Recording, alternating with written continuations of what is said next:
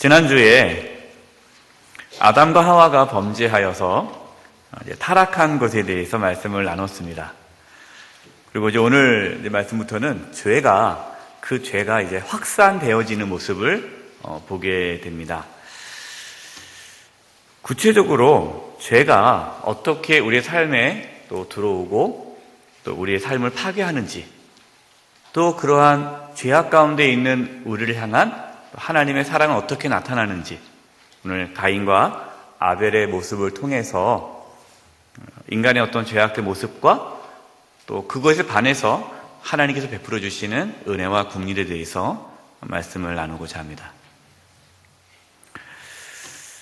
먼저 첫 번째, 같이 한번 1번 읽어보겠습니다. 시작. 죄의 확산은 악한 욕망에서 시작됩니다.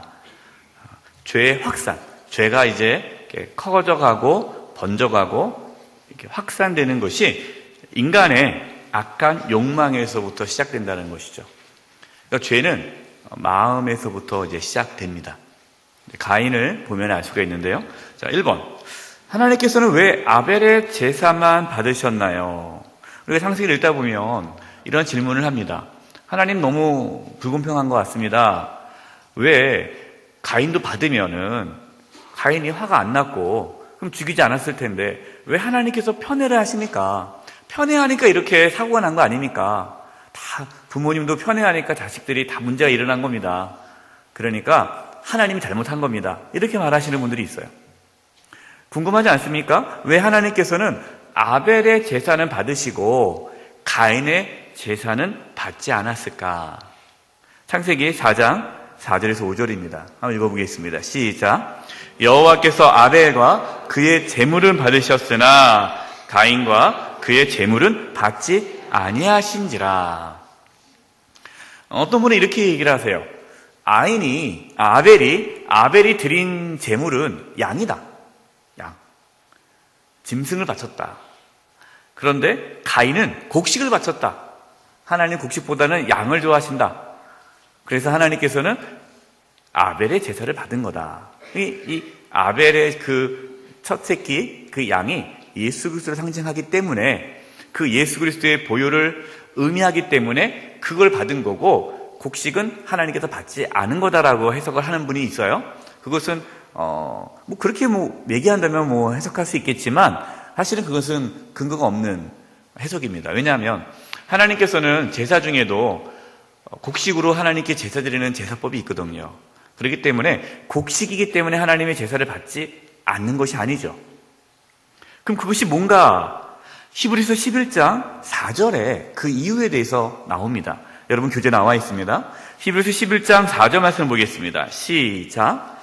믿음으로 아벨은 가인보다 더 나은 제사를 하나님께 드림으로 의로운 자라 하시는 증거를 얻었으니 하나님이 그 예물에 대하여 증언하심이라. 아멘. 아벨과 가인 차이가 뭡니까? 믿음이에요. 그러니까 제물의 차이가 있는 게 아니에요. 양을 바쳤기 때문에 받으시고 곡식을 바쳐서 안 받는 것이 아니라 제물의 문제가 아니라 믿음의 문제라는 거예요. 믿음이라는 게 뭐냐면 그 아벨과 가인의 그 마음에 따라 하나님께서 그 예배를 받으시고 안 받으셨다라는 겁니다. 다시 한번 우리 창세기 4장 4절에서 5절 보면요. 여호와께서 아벨과 그의 제물을 받으셨으나 그랬죠. 아벨을 받으셨다는 겁니다. 아벨과 그의 제물을 받으셨으나 5절에는 가인과 그의 제물은 받지 아니하신지라. 하나님께서 그 제사를 받고 안 받고는 그 제물에가 초점이 아니라 아벨과 가인, 그들의 태도에 있었다라는 거죠. 아벨은 믿음으로 드렸습니다. 가인은 믿음으로 드리지 않았습니다. 우리가 어떠한 자세로 하나님께 예배 드리냐가 중요합니다. 어떤 분들은 주일에 와서 주일 성수했으니까 됐지, 11주 내면 됐지, 봉사하면 됐지, 뭔가 이렇게 내가 한 것에 대해서 초점을 두는데, 물론 여러분 그 행위, 한 것, 뭔가 내가 했던 것 의미가 있죠. 중요하죠. 주일 성수하고 11조하고 봉사하고 뭔가 내가 이렇게 행동을 옮기는 것은 중요하지만, 그러나 그거보다 하나님은 뭘 보십니까? 우리의 마음을 보시는 겁니다. 우리의 마음의 태도. 우리가 어떠한 마음으로 예배드리고 있는가? 우리가 어떠한 마음으로 하나님께 예물을 드리고 있는가? 우리가 어떠한 마음으로 섬기고 있는가? 하나님은 그 마음을 보시는 겁니다. 하나님은 중심을 보십니다. 우리의 마음의 태도를 보는 겁니다. 아벨은 믿음으로 드렸습니다. 히브리서 11장 6절에 거기다 쓰세요. 히브리서 11장 6절. 여러분들이 집에 다시 한번 읽어보십시오. 제가 읽어드리겠습니다. 히브리서 11장 6절. 믿음이 없이는 하나님을 기쁘시게 하지 못하나니 하나님께 나아가는 자는 반드시 그가 계신 것과 또한 그가 자기를 찾는 자들에게 상 주시는 이심을 믿어야 할지니라. 아멘. 하나님께서 기뻐하는 믿음, 이 어떤 믿음이냐? 하나님께 나아갈 때는, 하나님께 예배할 때는 반드시 하나님께서 이 예배를 받으신다라는 그 믿음으로 드려야 한다는 거예요. 우리는 하나님께 나아갈 때마다 하나님을 인식해야 합니다. 그러면 우리의 마음의 자세가 달라지죠. 어떻게 하나님께 나와서 예배하는데 졸 수 있겠어요? 어떻게 지각할 수 있겠어요? 어떻게 옆 사람과 장난칠 수 있겠어요?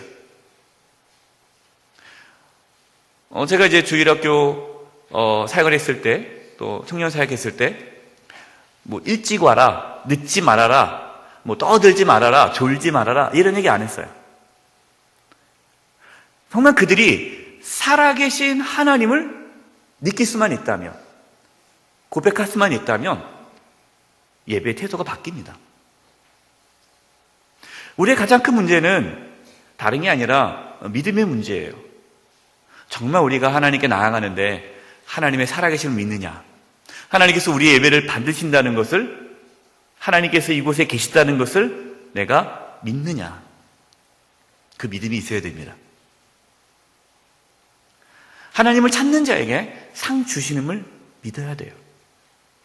이렇게 하나님을 간절히 찾고 하나님의 은혜를 사모하며 나아가는 그 믿음이 있을 때에 하나님께서 그 예배를 받으시는 겁니다. 아벨에게는 그런 믿음이 있었습니다. 그래서 하나님을 사랑하는 마음으로, 하나님께서 내 예배를 받으신다는 그런 마음으로 하나님께 집중하며 제물을 드렸습니다. 하나님께서는 그 아벨의 마음을 보시고 받으셨어요. 그냥 가인에게는 그런 것이 없는 거죠. 그냥 하나님과 하는 겁니다. 성경에는 안 나와 있지만 아마 아담과 하와가 시킬 수도 있어요. 그렇죠? 모태신앙 아닙니까? 아담과 하와, 가인과 아벨의 모태신앙이잖아요. 그러니까 뭐 체험적인 신앙이 없을 수 있죠. 그러니까 그냥 뭐 제사 지내, 하나님께 예배 드려야 돼. 한 번도 뭐 하나님과 교제해 본 적도 없죠. 그렇기 때문에 가인은 그냥 의무감으로, 습관적으로 하나니까 그냥 할 수 있어요. 하나님께서는 그것을 받지 않으신 겁니다. 하나님은 살아계십니다. 우리가 하나님을 어떻게 대하느냐에 따라서 우리의 삶이 달라집니다. 이미 가인의 마음에는 하나님을 두는 것을 좋아하지 않았을 것입니다. 충분히 우리 추측할 수 있습니다. 가인은 그 마음에 하나님에 대한 마음이 없는 거예요.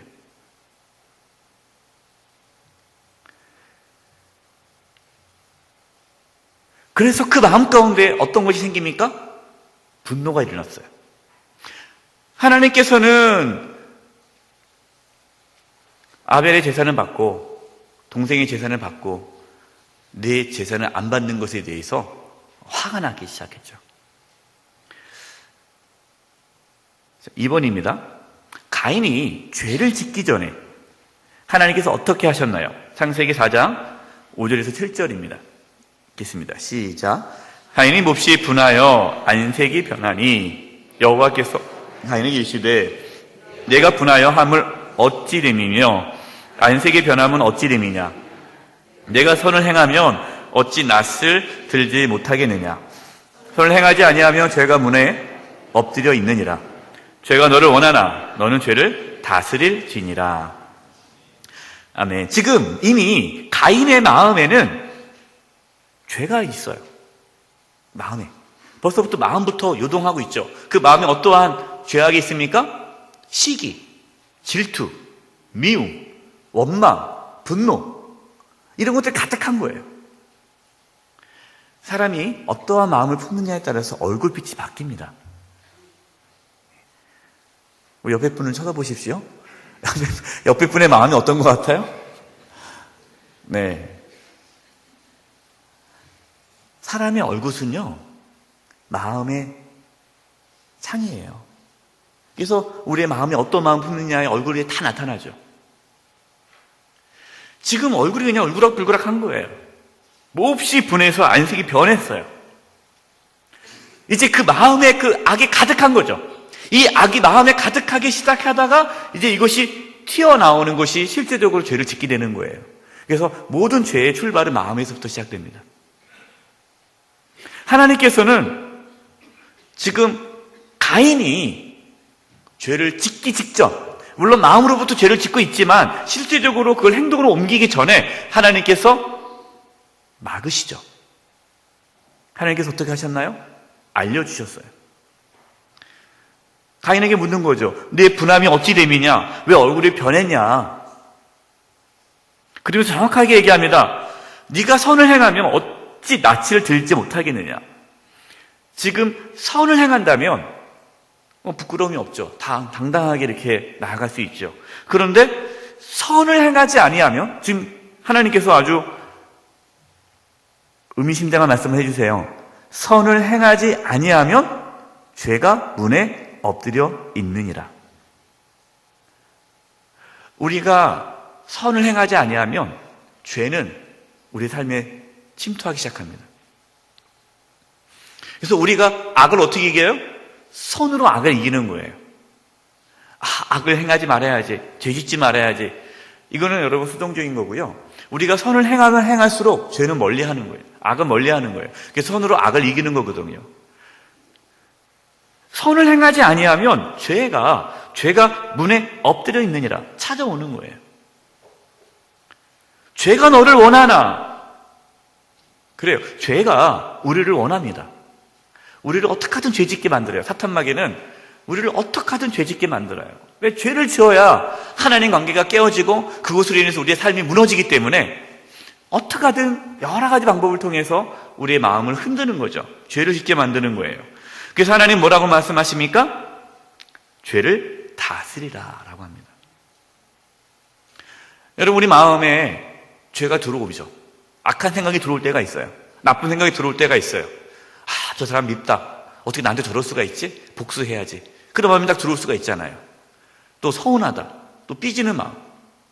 여러 가지 우리 마음에 여러 가지 그런 부정적인 생각들이 막 들어올 때가 있어요. 그때 우리 그 마음을 다스려야 됩니다. 이것을 그냥 방치하고 우리 마음 가운데 그런 악이 계속해서 차곡차곡 쌓일 때까지 내버려두면 안 돼요. 여러분이 그거를 딱 깨닫는 순간 이러면 안 되지 하면서 빨리 하나님, 내 마음을 다스려 주시옵소서. 내 마음 가운데 있는 지금 분노가 있습니다. 미움이 있습니다. 내 마음에 이러한 어떤 악한 마음이 있습니다. 하나님 도와주시옵소서 하면서 그 마음에 나쁜 그런 악한 생각들이 삶으로 나타나지 않도록 그거를 다스려야 돼요.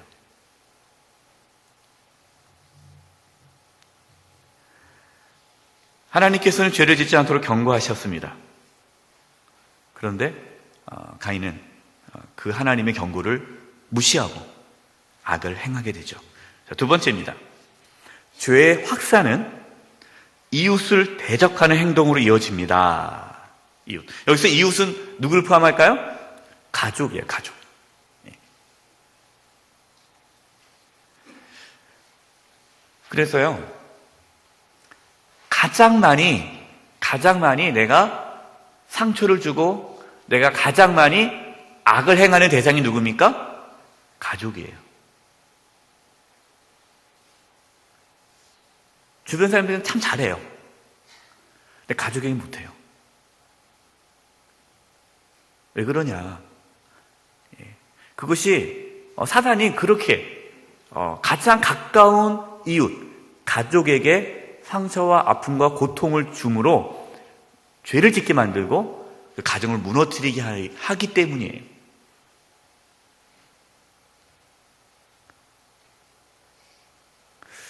자, 첫 번째, 이번에 일이에요. 죄를 다스리지 못하면 어떻게 됩니까? 창세기 4장 8절 읽겠습니다. 시작. 가인이 그의 아우 아벨에게 말하고 그들이 들에 있을 때에 가인이 그의 아우 아벨을 쳐 죽이니라. 죄를 다스리지 못하면 어떻게 되죠? 죄의 다스림을 받아요. 우리가 죄를 다스리지 못하면, 방치하면 그 죄가 우리를 지배합니다. 그 동생을 죽이게 된 거죠. 살인하게 된 거죠. 죄는 모든 관계를 깨트립니다. 죄의 특징이에요. 죄가 들어오면 하나님의 관계를 깨트리죠. 그리고 사람과의 관계를 깨트려요. 그래서 죄로 인해서 우리의 삶이 모든 관계가 깨어지는 거예요. 가정 안에 많은 관계가 깨어져 있습니다. 왜 그러냐? 죄의 문제예요. 죄는 관계를 깨트립니다. 두 번째, 가인이 죄를 범했을 때 하나님께서는 어떻게 하셨나요? 아벨을 쳐 죽였을 때 하나님께서 바로 번개를 내리셔가지고 가인을 죽이셨나요? 아니요. 창세기 4장 9절을 읽겠습니다. 시작. 여호와께서 가인에게 이르시되 내 아우 아벨이 어디 있느냐? 그가 이르되 내가 알지 못하나이다. 내가 내 아우를 지키는 자이니까. 하나님께서 몰라서 묻습니까? 다 보고 계셨는데? 지금 왜 묻습니까? 기회를 주는 거죠. 회개할 수 있는 기회. 순간적으로 내가 너무 미워서, 내가 순간적으로 화가 나서 동생을 쳐 죽였습니다. 하나님, 죽이고 보니까 내가 왜 이랬지? 회개하면서 하나님, 내가 죽였습니다. 어떻게 하면 좋을까요? 하면서 하나님께 회개할 수 있는 그런 기회를 주고자 하나님께서는 물어본 거예요. 하나님께서는 죄를 짓기 전에 경고하십니다. 우리가 어떤 죄를 짓기 전에요, 하나님께서 분명히 경고하세요. 분명히 말씀하세요. 여러 가지로 얘기하십니다. 이것이 아니라는 거, 이것이 하나님께서 기뻐하지 않는다는 것도 알아요. 그리고 하나님께서 원치 않고 그렇게 하면은 죄라는 것도 알아요. 그런데 하나님의 경고가 여러 방향으로 들어오는데 이것을 무시하고 행할 때가 있죠. 가인처럼.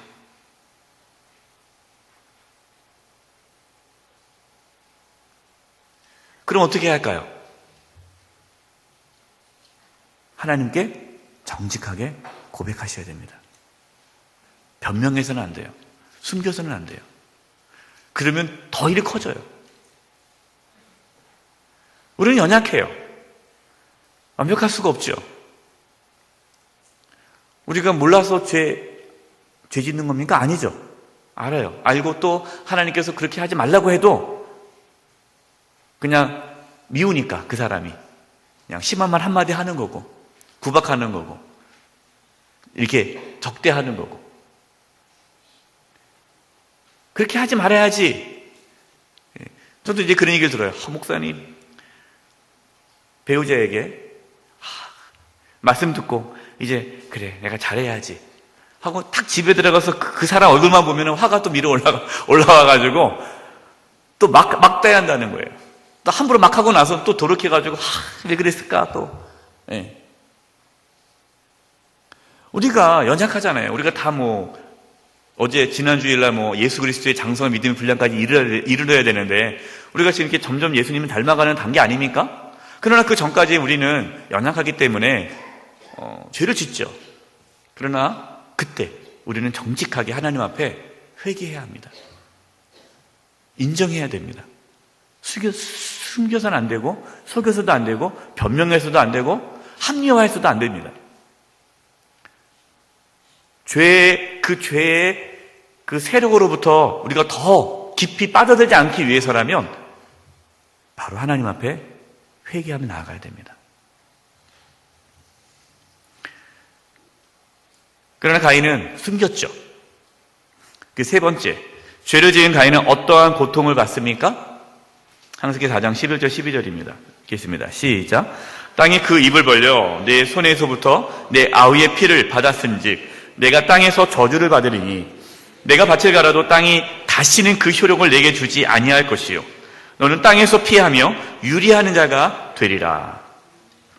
자, 죄를 지어서 이제 그 피를 흘렸잖아요. 아무 죄 없는 동생의 피가 흘려졌잖아요.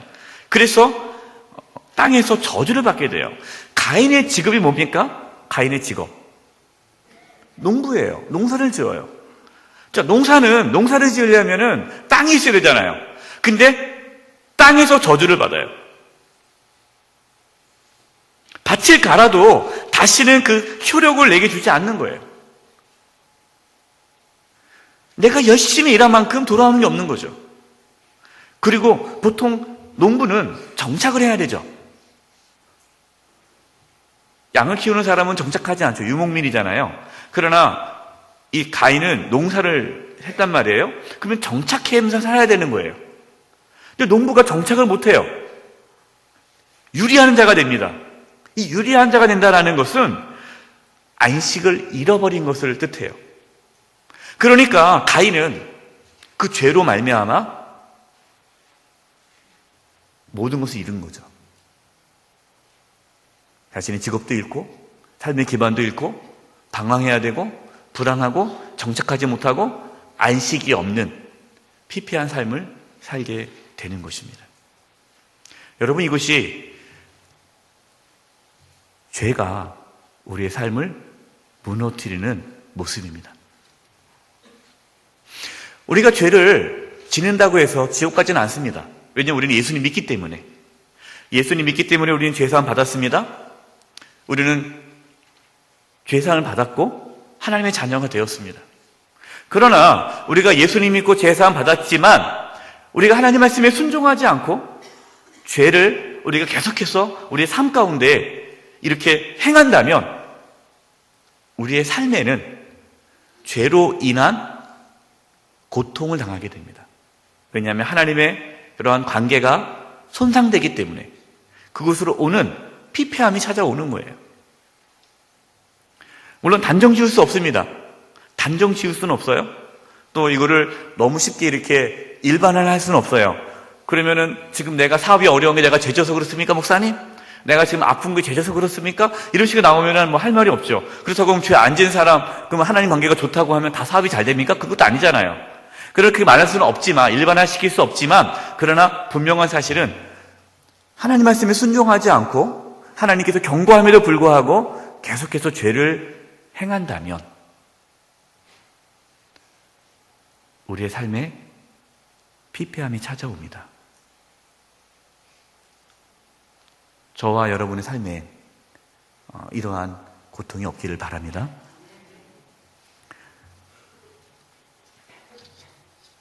세 번째, 죄의 확산은 오직 하나님의 긍휼과 약속으로 방지됩니다. 이게 무슨 말이냐면 우리가 죄를 짓죠. 우리가 연약하죠. 부족하죠. 그러나 감사한 것은 그럼에도 불구하고 하나님의 은혜와 긍휼 때문에 우리는 살 수 있다는 것이죠. 하나님이 그렇게 가인이 그렇게 죄를 짓고도 또 변명하고 숨기고 그렇게 했음에도 불구하고 가인을 긍휼히 여겨주는 모습이 나옵니다. 자, 첫 번째 3분의 1이에요. 가인은 자신이 받을 형벌에 대해서 어떻게 말합니까? 창세기 4장에 빠졌네요. 창세기 4장 13절 14절 읽겠습니다. 시작. 가인이 여호와께 아뢰되 내 죄벌이 지기가 너무 무거우니이다. 주께서 오늘 이 지면에서 나를 쫓아내시온즉 내가 주의 낯을 배웁지 못하리니 내가 땅에서 피하며 유리하는 자가 될지라. 무릇 나를 만나는 자마다 나를 죽이겠나이다. 가인이 좀 뻔뻔하죠. 동생을 죽이고 나서 내 죄가 너무 무겁다. 내가 죽을 죄를 지었습니다. 그래야 되는데 참 어떻게 보면 참 뻔뻔해요. 그리고 가인의 고백을 보면요, 이 말을 보면은 가인이 회개했다고 볼 수는 없어요. 그런데 하나님은 그럼에도 불구하고 가인을 어떻게 합니까? 긍휼히 여겨주세요. 지금 가인이 얘기하는 겁니다. 내가 주의 낯을 배웁지 못하리니, 내가 하나님의 보호하심을 받지 못하는 것에 대한 두려움을 호소하는 거예요. 그리고 이때 가인은 깨달은 거죠. 내가 하나님의 보호하심을 받지 못하면 죽을 수도 있겠다. 그전에는 그런 생각조차가 없었죠. 근데 막상 이제 하나님의 어떤 진노가 있고 하나님께서 이렇게 내쫓는 것을 경험하니까 하나님의 보호하심을 떠나면 내가 죽겠구나 라는 이러한 자신의 연약함에 대한 깨달음이 온 겁니다. 그러니까 이제 하나님의 긍휼을 구하는 거죠. 2번, 하나님께서는 그 가인에게 무엇을 베푸셨습니까? 창세기 4장 15절입니다. 읽겠습니다. 시작. 여호와께서 그에게 이르시되 그렇지 아니하다. 가인을 죽이는 자는 벌을 7배나 받으리라 하시고, 가인에게 표를 주사 그를 만나는 모든 사람에게 죽임을 면하게 하시니라. 그렇지 않다. 걱정하지 말아라. 너 죽지 않을 거다. 가인을 죽이는 자는 벌을 7배나 받을 것이다 라고 이제 얘기하고, 또한 표를 주어서 가인에게 그런 보호 장치를 하나님께서 허락해 주신다는 겁니다. 하나님은 가인을 완전히 버리지는 않으십니다. 가인이 죄를 지었음에도 불구하고, 죄를 지었음에도 불구하고 가인을 긍휼히 여겨주시죠. 하나님의 은혜가 있는 것입니다. 우리도 죄를 짓죠. 그것으로 인해서 우리 삶 가운데 여러 가지 고통이 찾아오기도 합니다. 그래서 하나님 말씀에는 우리가 어떤 병에 걸렸을 때, 우리가 질병에 걸렸을 때 자기 자신을 돌아보라고 하셨어요. 내가 혹시 하나님 앞에 범죄한 것이 없는가? 왜냐하면 죄로 인한 질병이 찾아올 수 있거든요. 또 죄로 인해서 경제적인 어려움이 찾아올 수 있습니다. 죄로 인해서 또 관계가 깨어지고, 죄로 인해서 내가 계획했던 모든 것들이 잘 이루어지지 않을 수 있어요. 죄가 내 삶을 가로막을 수 있죠.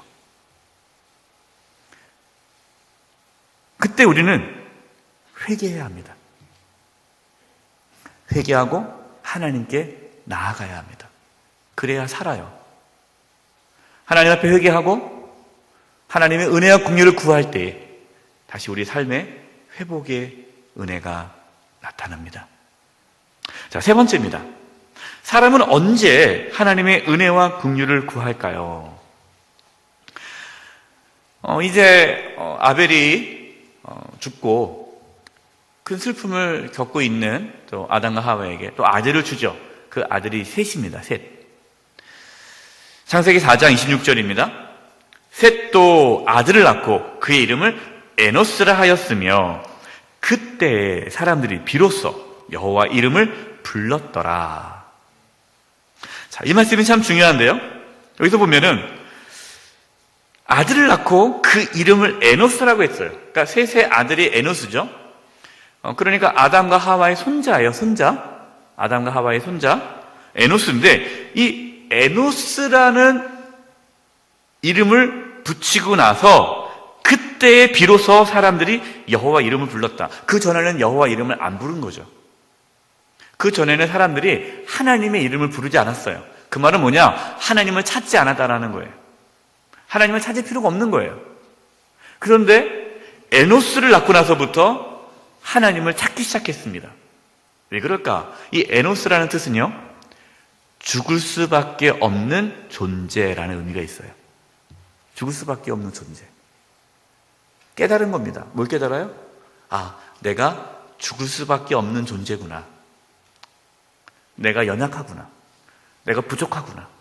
내가 하나님의 은혜 없이는 살아갈 수 없구나. 내 힘으로 되는 게 아니구나. 나는 죽을 수밖에 없구나. 자신의 연약함을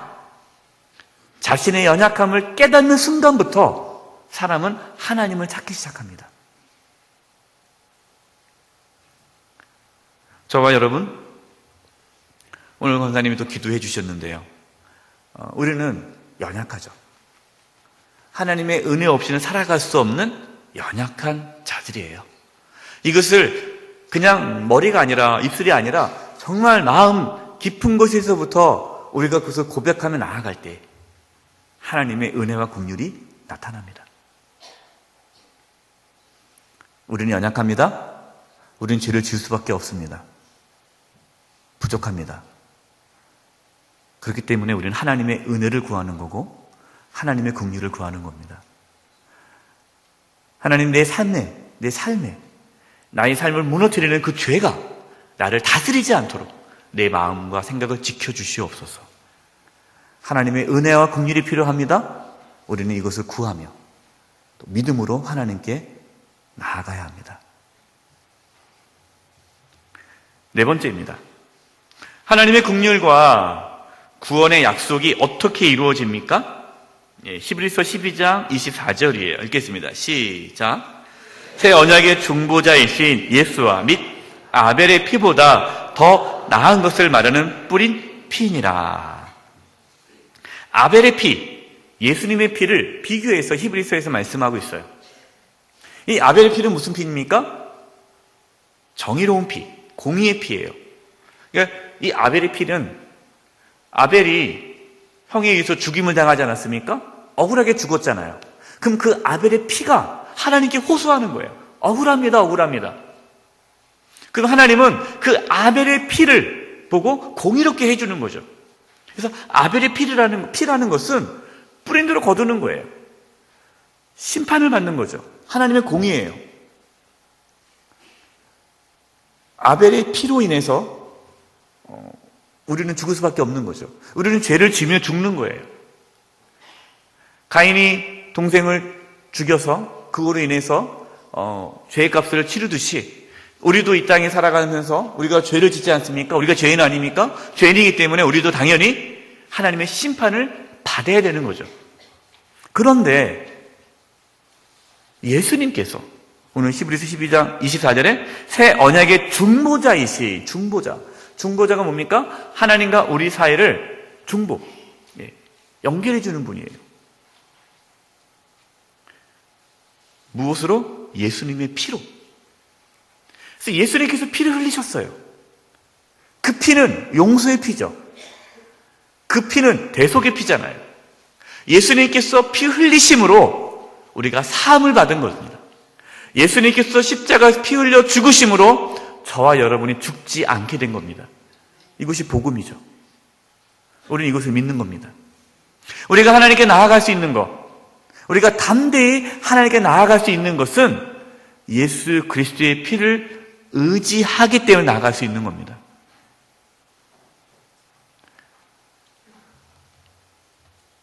우리는 앞으로도 또 죄를 지을 겁니다. 물론 안 지려고 노력을 해도 그 죄의 그 공격으로부터 우리는 자유로울 수 없죠. 우리는 하나님 앞에 서는 그날까지 피 흘리기까지 싸워야 합니다. 하나님 앞에 서는 그날까지 죄와 싸워야 되죠. 그러나 우리가 붙잡아야 할 것은 우리의 선함과 의로움이 아니라 예수 그리스도의 보혈입니다. 여러분 지금 어떠한 죄를 짓고 고통을 당하십니까? 예수 그리스도의 보혈을 의지함으로 하나님 앞에 정직하게 죄를 고백하십시오. 예수 그리스도의 보혈이 우리의 모든 죄를 깨끗이 씻어주시고 다시 깨어진 모든 관계를 회복시켜 주십니다. 부부와의 관계, 부모와 자녀와의 관계, 형제와의 관계, 성도 간의 관계, 이웃과의 관계, 하나님께서 회복시켜 주십니다. 우리 건강의 문제, 물질의 문제, 내 삶의 모든 문제들 예수 그리스도의 보혈의 능력으로 하나님께서 회복시켜 주십니다. 기억하십시오. 우리가 아무리 죄를 지어도 하나님의 은혜는 우리의 죄보다 우리의 연약함보다 더 크십니다. 이 하나님의 놀라운 은혜를 붙잡고 하나님의 은혜와 긍휼을 구하며 살아가는 저와 여러분 되기를 간절히 바랍니다. 기도하겠습니다. 하나님, 죄가 저희들의 삶을 다스리지 않도록 죄와 피 흘리까지 싸우게 하여 주시고 선을 행함으로 악을 이길 수 있는 저희들 되게 주시옵소서. 저희의 마음에 죄가 자리 잡지 않도록 우리의 마음과 생각을 지켜주시고 하나님의 은혜와 긍휼이 우리 삶 가운데 나타나게 하여 주시옵소서. 예수 그리스도의 보혈을 의지하며 나아가오니 우리를 깨끗게 하여 주시고 정결케 해주시고 우리를 회복시켜 주시옵소서. 예수님의 이름으로 기도드립니다. 아멘.